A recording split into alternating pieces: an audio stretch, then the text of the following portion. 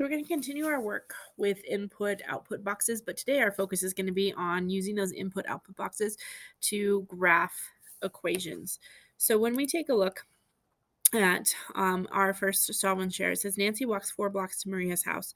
Together they continue the walk. Graph the equation n equals n plus 4 in a coordinate plane, where n is the number of blocks Nancy walks and m is the number of blocks Maria walks. So they've already given us this information down here in an input output table. Okay, so it says n equals m plus 4. So m is going to be the number of blocks that Maria walks. So if Maria walks 1 block, Nancy is going to walk 5 because it's m plus 4. So I'm going to go ahead and put that in. She walks 5. If Maria walks 2 blocks, Nancy is going to walk 6 blocks. If Maria walks 3 blocks, Nancy is going to walk 7 blocks. Okay, so that's the first thing we did, is go ahead and complete the input output table.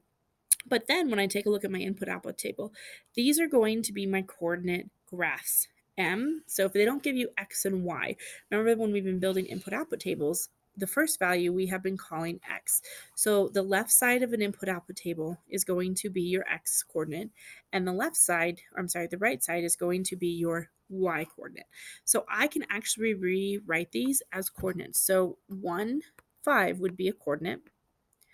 2, 6 would be a coordinate, and then 3, 7 would be my last coordinate. Okay, so once I take these values in my input output tables, I can go ahead and I can graph them onto the coordinate plane. So what's very nice is they went ahead and they set it up for us. So these are all positive values.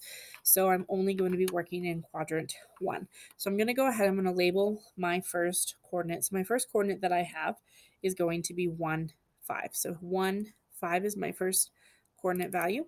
Okay.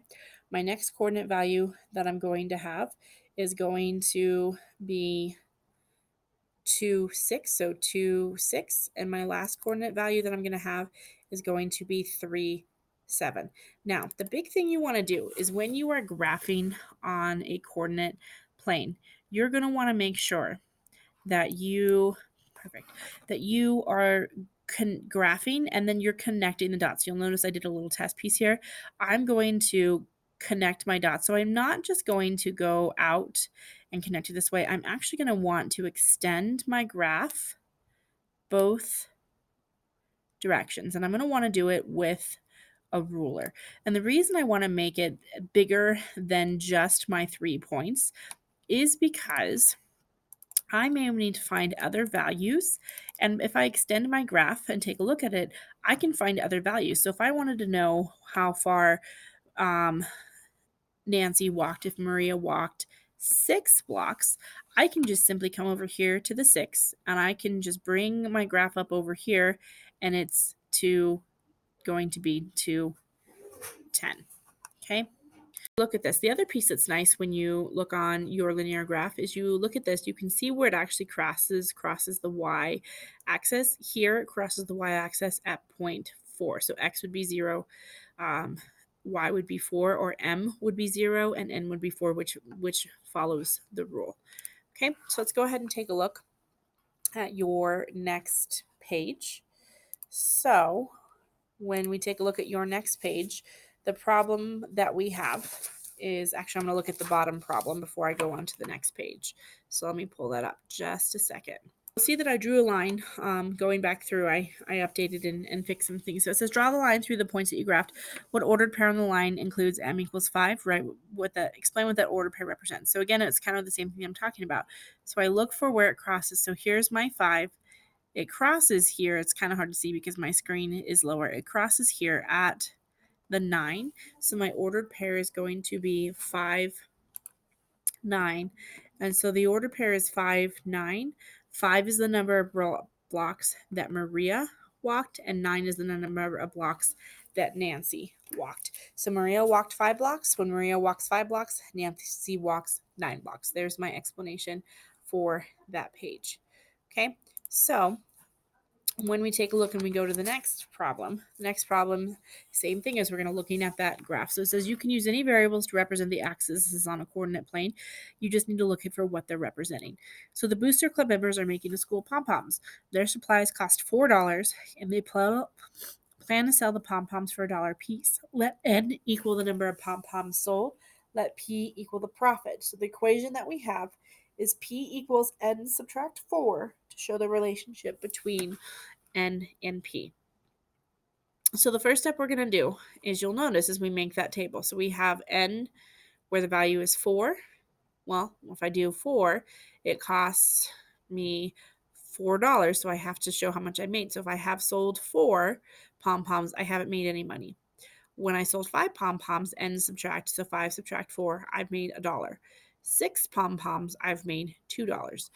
So you always want to have at least 3 values in order to make your graph. When you make your graph, that 3 points going to help you to show that line. Okay, so you're going to graph each ordered pair on the table. So you'll notice that my points are marked. So I have 4, 0, 5, 1, 6, 1. And then when I drew the graph, I drew it the entire length of the graph, extending that out. So now I don't necessarily have to use the equation to find anything. I can just find that coordinate. So if I want to see how much money they made when they make 8 or when they sell 8 pom-poms, I can go up and I can take a look and see. So let's take a look at your model with math. It says how many pom-poms must be sold for the club to make a $4 profit? Explain how graphing the equation helps you find it.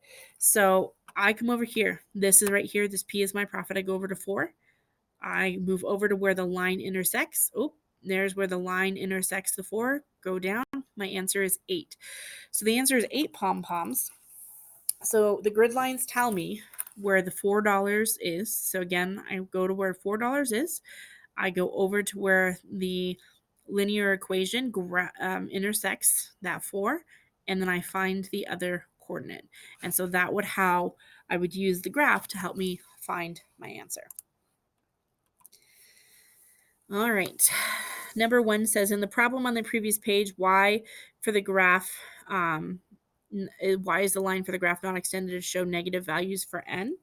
Again, the reason for that is we can't sell a negative value of pom-poms. So we can't have negative values. So can't have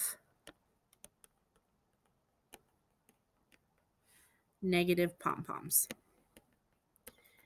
I either have 0 pom-poms or I have to have anything about that. Can have negative values for pom-poms.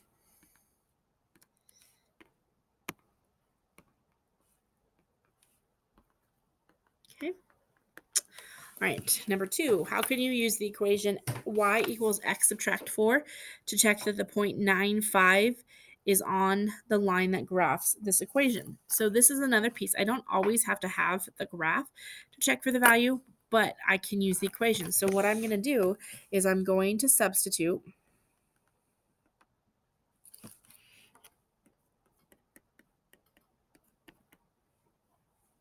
the 9 4x and 5 4y and then solve. So I'm going to see if the equation is true. Okay, so I'm going to go ahead and I'm going to do that. So I have 5 equals 9 subtract 4. 5 equals 5. So this equation is true. This point is on the line because both sides of the equation are true. Okay, if let's say for an instance I had 5 equal 6, then this equation wouldn't be true, and then that point would not be on the line. So if the values aren't equal, then the point is not on the line. If the values are equal, then the point is on the line. Okay, so we're looking for d and time. So d equals 4t, d where d equals distance and t equals time. So d equals 4t. So if I have a time of 1, my distance is going to be 4. It's going to be 4. If I have a distance of time of 2, my distance is going to be 8. If I have a time of 3, my distance is going to be 12. It says name 4 ordered pairs found on the line plotted using this equation. So I'm just going to continue and I'm going to choose 4 ordered pairs. So if I do 4, okay, so if I did 4, 4 times 4 would be 16. If I did 8, 8 times 4 would be 32. If I did 12, 12 times 4 would be 48. So any value that I put in for t, I'm just going to multiply it by there. So all of these three, oh, I need to name one more. So if I did 6, 6 times 4 is going to be 24. There's my last ordered pair. So again, I can find any value by using that equation and then find it on that linear graph. Okay, so here we go. We have our next one. It says a rectangle is 1/2 inch longer than its width. So you guys are going to move into your independent practice. So you're going to use these equations to help you find it. So here would be w plus 1/2. So w, I'd add 1/2.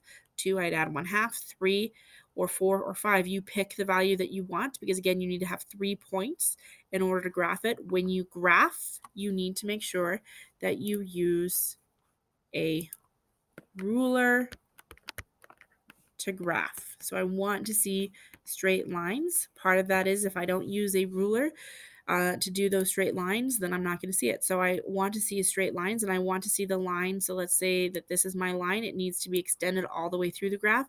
It doesn't need to just connect the 3 points. You need to extend that line all the way out. So you're going to do your independent practice and then your math practices and problem solving. You're going to do both sides of this paper and then get it turned in.